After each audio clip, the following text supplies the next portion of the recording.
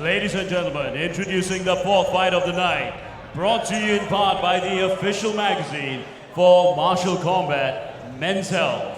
This contest is scheduled for 3 rounds of 5 minutes each, and the man keeping the fighters honest, weighing in at 170 kilograms, Mr. John Shaw. Ladies and gentlemen, it's that time again. It's that time for combat! Fighting out of the blue corner, this man stands at 177 centimeters tall and weighs in at 73 kilograms. And he has a professional MMA record of 2 wins and no losses. He currently trains in South Korea and has an outstanding Muay Thai and wrestling background. From the USA, Nicolas Leconte!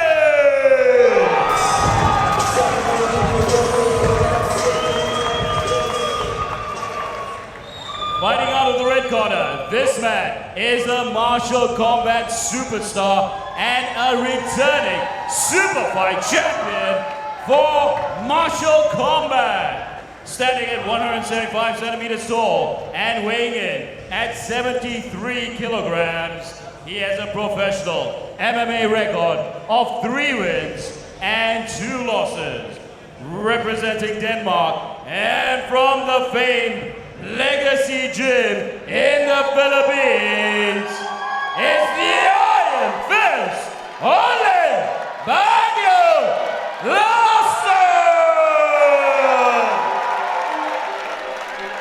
Enjoy this fight, you guys at home. You're watching one of martial combat's favorite competitors, Ole Laursen. It could be quick. These fights are explosive by nature. Not to say that it's not a good matchup, but the nature of the beast is that sometimes they don't go on too long, so enjoy it while you can. 4th fight of the evening, martial combat 8.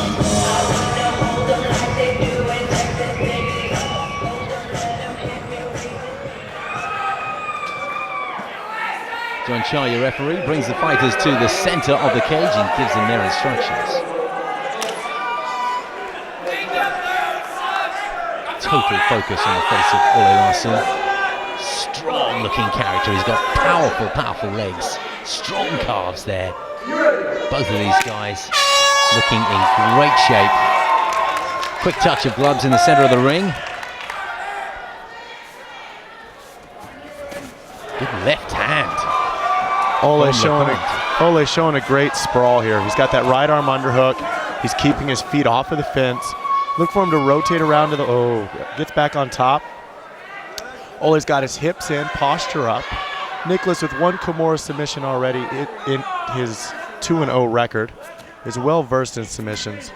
Ole, knowing this, is obviously going to maintain control while on top. Make sure he doesn't put himself into any precarious positions.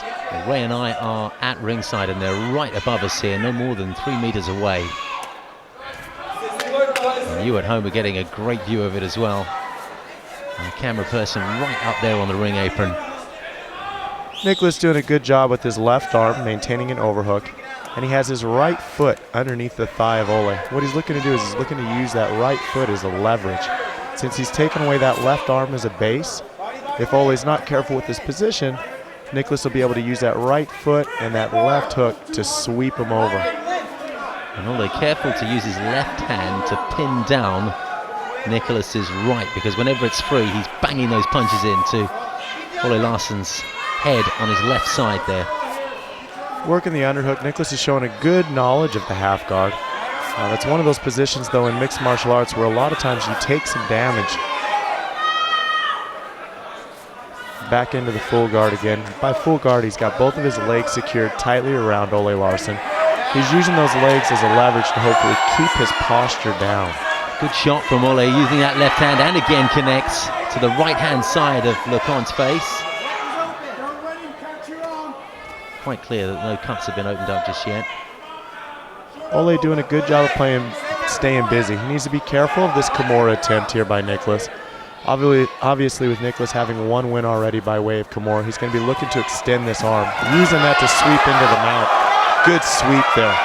That was a sit-up Kimura sweep where he used his hips, shoulder punches from the mount now. It's getting highly technical down there. Leconte even using his left shoulder to rub into Ole's face as well. Look at that. I haven't seen that too often. Ole here is in a precarious position, but he's doing a good job of keeping Nicolas's posture. Nicolas is trying to grapevine his legs, maintaining control of Ole, which makes it a little bit more difficult for Ole just to hip escape out of this. Trying to bridge and roll, now giving his back. Ole needs to be careful here. Very vulnerable now with his back to his opponent. Nick, a recently promoted BJJ purple belt, does have a good paralysis of submissions here. Ole's trying to pill him over the top, which is a good submission defense, but at the same time it opens him up for an armbar transition as well. These two are working inside. No chance to rest on their laurels. Both men are very busy. Good job by Ole. Looks like he's trying to work his way back up to his feet. He needs to be careful with this rear naked choke here, though. He needs to be careful. Ole working himself back up. Nicolas controlling that outside thigh, though, which is breaking the posture back down, enabling him to stand back up. Good control by Nicolas here. I'm really impressed with his knowledge of not just grappling, but maintaining control. Obviously, we saw Ole fight Adu Pachu, and he was able to escape almost every position that he found himself in. Nicolas Leconte taking every opportunity to use both hands to connect with Ole's head. And Ole's having a tough time guarding against them. But these are solid blows. Those ones hitting the arms predominantly. Of course, whenever he does let go with his hands in punching formation, Nicolas loses some advantage from a grappling perspective. And there's an opportunity there for Ole to try and take the initiative. And listen to the crowd. USA, they're chanting. Nicolas getting some encouragement from ringside. Nicolas looking from that Kimura from the back. Also maintaining position with his hooks, keeping both of those legs in between Ole's thighs. That helps him keep control. Now he's locked on a body triangle. That body triangle where he's figure fourring his legs around Ole's waist, it's cutting off the airflow. It's not anything that's going to tap you out, but it definitely is not a fun position. Specifically with the steel cup pushing, digging back into that spinal cord of you. Hammer blows to the body, to the rib cage there. Ole Laursen has taken some punishment from the fists of the American in this opening round. And knees to the head.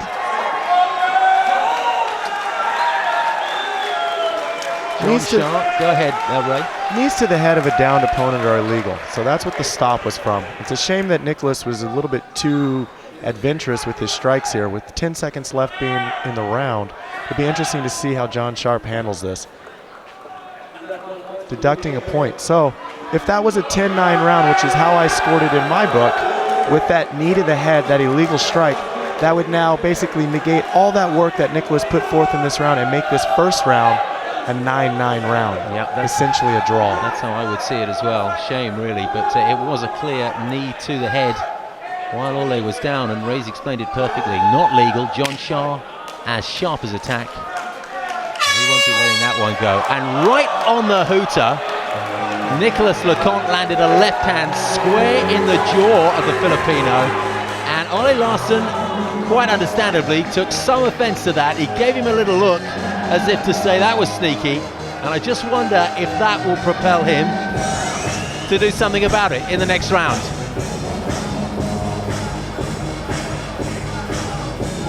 Here's some of the work that went on in the first 3 or 4 minutes of the contest when they were down.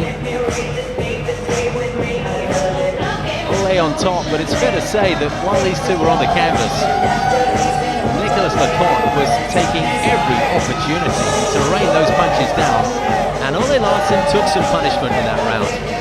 Now there's the knee to the head. Ole Laursen clearly down, and the referee quite rightly punishing him for that. So now that first round being scored, essentially a draw, a 9-9 round. It'll be interesting to see if Ole comes out a little bit more aggressive with the strikes here. He did a good job of preventing the first takedown. I'd like to see where this goes to start off. 5-minute rounds as usual, but this being a championship contest goes to 5 rounds. So with the first round even, oh my apologies, this is not a championship contest. Ray has quite correctly corrected me. This is a 3-round contest. I do apologize. Right jab from the American. Nicolas is doing a good job of setting this up with level changes. Going low, coming high. Ole, after spending that last round with his back taken wisely, backs away and tells him to stand back up. Quite happy to let him come up, wasn't he? Put too much punishment down there on the canvas, and Nicolas wants to get him down there again. Good sprawl, good hips down. Ole backs away. Ole's got those one-hitter quitter strikes, and that's why he wants to get back up. He wants Nicolas up. He wants to make him pay for that shot at the end of the round 1. Well, Ole's complaining now that there was a low blow there. The referee wasn't having any of it. Didn't even issue a warning. Ole Laursen is a little bit flustered. Another good sprawl by Ole here. Nicolas is trying to pull guard. Ole's just going to keep backing up, making him come back up to his feet. He's going to force Nicolas to fight his game, which is a sign of a very veteran fighter. Well, he's 2-0 in MMA, but we are impressed with Nicolas Leconte today. Again, hips back down. He's driving Nicolas's head into the mat, which is forcing Nicolas to retreat to his back.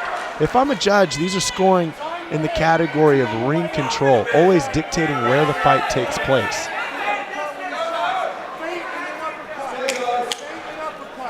Both fighters seem to be tiring just a bit. Ole's mouth now open as he's defending the sprawl. Pulling back into the guard, but he's setting up the triangle choke here, folks. Nicolas trying to posture out of this. Ole using those strikes to break his posture back down. What he needs to do is he needs to lock that right foot, his left foot into his right knee, and now he's got it. The crowd is cheering here in Singapore. A very well-educated crowd. Now Ole needs to fight that left arm across. Crowd really enjoying this, and they have every reason to as well. These two are totally committed to the cause. Transitioning to the omoplata, Ole needs to sit up from this position. That right arm, what that right arm around Nicolas's waist is doing is it's preventing him from front rolling. Ole can also use this position as a sweep. If he uses it as a sweep, he's going to still be on top. Ole doing a good job, uses it to get back up to his feet. Good display of jiu-jitsu there by Ole Laursen. There's blood on Leconte's face. I think it's coming from the nose. Oh! Took the invitation to come down on top of him and had his move slightly interrupted.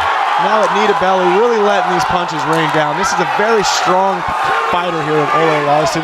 The tide has turned. In the first round, it was Leconte who had the better of the fist work. But Ole Laursen, perhaps fired up by that punch right after the hooter at the end of the first round, is showing us what he can do.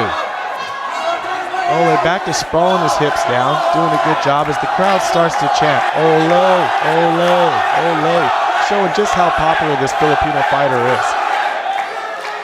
The blood is certainly coming from Leconte's nose.